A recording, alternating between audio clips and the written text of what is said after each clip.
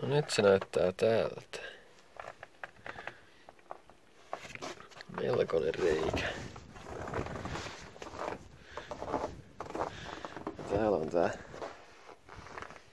uusi parapyörämonttu. Se pitäisi nyt sovittaa tänne seuraavaksi.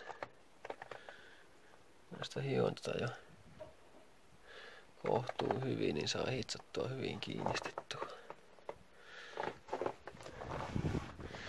Joo, ei kai siinä muuta. Testisovitus vaan.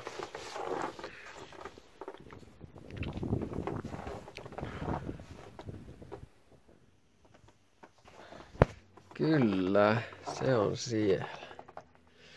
Tältä se nyt näyttää.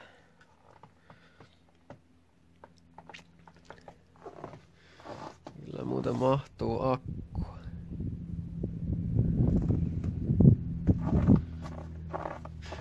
Tää on tosiaan niin tukeva, että täällä voi vaikka seistä. Ei on niinku siitä kiinni.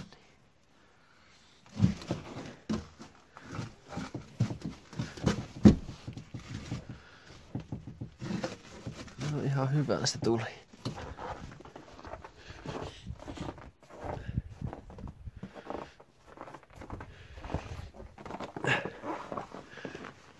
Täältähän näyttää tätä alapuolelta.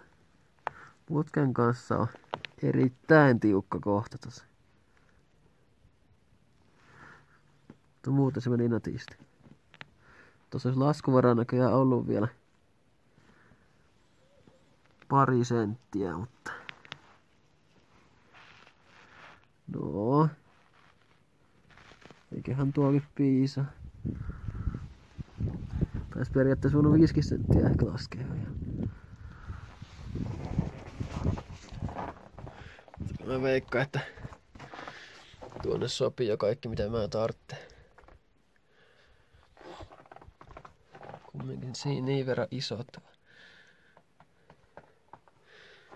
Tosi ison kokoinen. Jos tästä nyt katsois näin, niin mä sanoisin, että tää on puolet isompi kuin se alkuperäinen. Niin kuin litroilta. Mutta joo. Semmoista nyt tähän väliin. Tää pitää hitsata vielä ja vähän pitää etureunaa pitää pikkusen muokata vielä. Tai en mä sitä niinku tässä paikallaan muokkaa vaan. Ei sitä oikein saa helposti pois tosta enää, kun se on niin tiukka soviten. Piti hyppiä päällä, että saa tuonne laitettua se. Mutta joo. Hyvältä vaikuttaa.